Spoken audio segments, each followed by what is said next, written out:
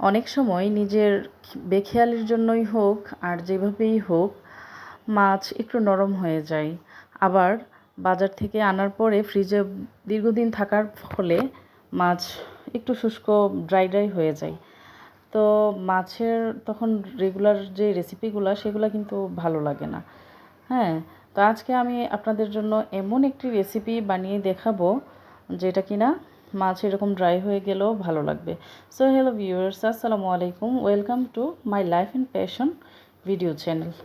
তো বন্ধুরা, আজকে আমি আপনাদেরকে দেখাবো চমৎকার একটি মজাদার রেসিপি, সেটি হচ্ছে মাছের ঝুরি ভাজা।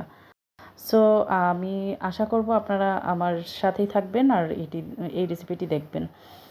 তো প্রথমে আমি দিয়ে দিচ্ছি পেঁয়াজ কুচি।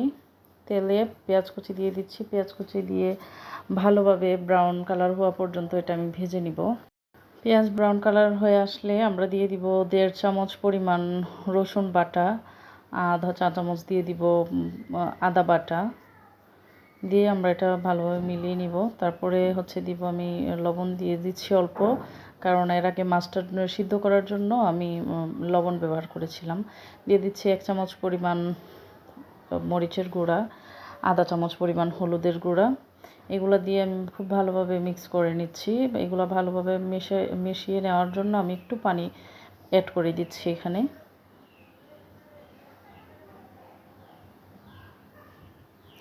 পানিটা অ্যাড করে তেল উপরে চলে আসা পর্যন্ত আমি এটা ভালোভাবে কষিয়ে নিলাম মশলাটা, যেন মশলার উগ্র গন্ধটা চলে যায়। এই পর্যায়ে আমি দিয়ে দিচ্ছি 1 চামচ পরিমাণ জিরার গুঁড়া। জিরার গুঁড়াটা আমি একটু বেশি পরিমাণে দিচ্ছি, কারণ এই রেসিপিটার মধ্যে জিরার ফ্লেভারটা খুবই ভালো লাগে, তাই একটু বেশি পরিমাণের জিরা নিয়ে নিচ্ছি আমি। কষিয়ে নিব মশলাটা। মশলা কষানো হয়ে যাওয়ার পরে আমি এই পর্যায়ে দিয়ে দিলাম 4টি তেজপাতা। তেজপাতার ফ্লেভারটা মাছে ভালোভাবে ছড়িয়ে পড়ার জন্য ভালোভাবে নাড়াচাড়া করে নিচ্ছি। আর এখানে আমি আগে থেকে 4টি ভেটকি মাছ হচ্ছে কাটা ছাড়িয়ে করে রাখছিলাম, ঝুরি করে রাখছিলাম। আমি এ পর্যায়ে জোড়া ভেটকি মাছটা দিয়ে দিচ্ছি। এটা ডিমওয়ালা ভেটকি মাছ। এটা খুবই মজাদার একটা মাছ। এটা কিন্তু নরম বা ড্রাই না, এটা টাটকা মাছই। আমি এই রেসিপিটা এতটাই পছন্দ করি, এতটাই আমার কাছে ভালো লাগে যে আমি মাঝে মধ্যেই টাটকা মাছ দিয়েও এটা বানাই। তো এই মাছটা মশলাটার সাথে ভালোভাবে মিশে যাওয়ার জন্য আমি অল্প একটু পরিমাণের পানি দিব, কারণ আমি যেহেতু এটা মাছটা আগেই সিদ্ধ করে নিয়েছিলাম, এখানে বেশি পরিমাণের পানির কোনো প্রয়োজন নেই।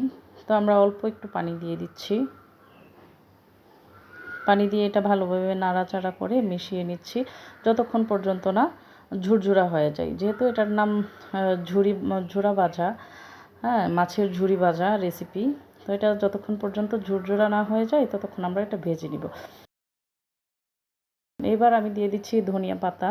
ধনিয়া পাতা দিয়ে আমি এটা ভালোভাবে মিশিয়ে নিচ্ছি। ধনিয়া পাতা দিয়ে আর বেশিক্ষণ রাখবো না, চুলার আঁচটা আমি আগেই কমিয়ে দিয়েছিলাম। এটা হচ্ছে ধনিয়া পাতা দিয়ে আমি ভালোভাবে মিক্স করে নামিয়ে নিব।